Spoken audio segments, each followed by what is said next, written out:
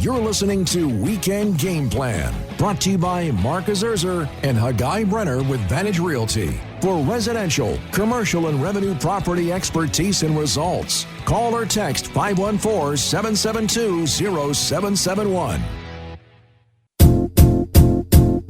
It might seem crazy what I'm about to say. Sunshine, she's here, you can take a break. I'm a hot air balloon that could go to space.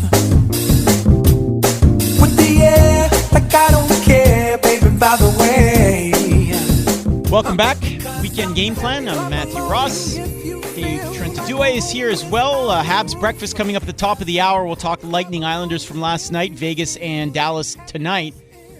Our question of the day, Dave, is who would you rather keep, Dano or Domi? We have a bunch of texts coming in. We'll get to those in a few minutes, so keep those coming in. 11690 is that text box. Now, time for the Amateur Sports Report.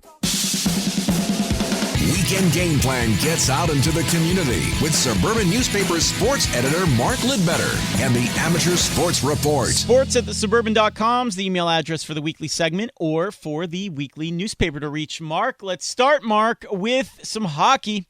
Yep, the Quebec Junior AAA Hockey League is going to open its 2020-2021 season with the Challenge Cup. And it's going to be a non-contact 4-on-4 tournament with all 13 teams of the league taking part. The round-robin format got underway last night, and it's going to run until September 26th.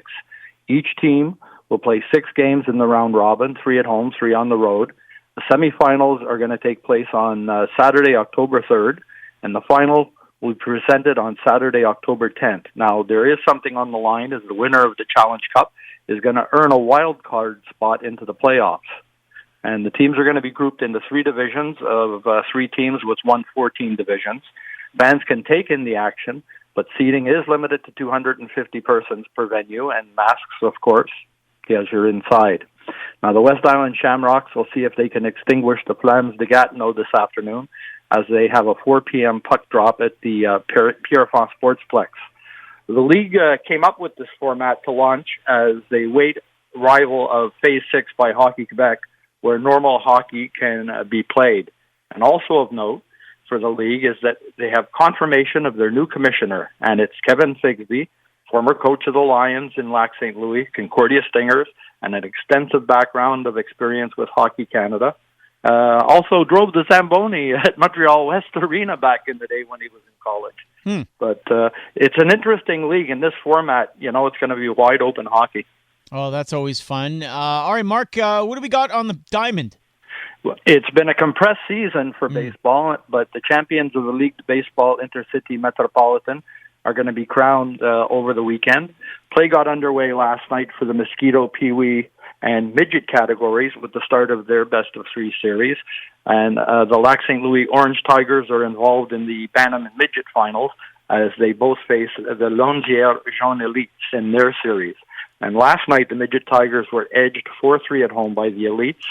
The Bantam Tigers hold home field advantage, and they start their series today at Dollards Lake Road Park with a 4 p.m. start.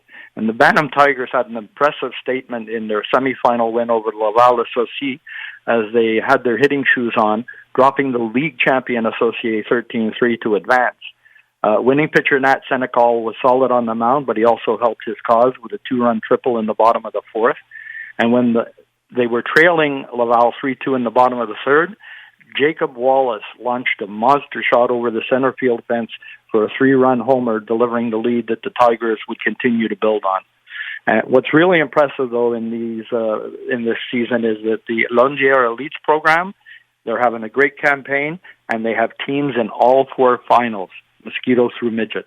Quite a good organization. Wow, very cool. And finally for you, right back to the ice. Yeah, the Beaconsfield-Kirkland Ringette Association is holding an open house tomorrow at 4 p.m. at the Kirkland Arena. And there's an open invitation for girls from Beaconsfield, Kirkland, Bay Durfee, and St. Anne de Bellevue to try out the sport. And all they need to take part is skates, helmets, and gloves. And the BKR coaches will introduce games to the girls. Parents attending in the stands, please note social distancing and masks required. but they'll be good to go and try that game.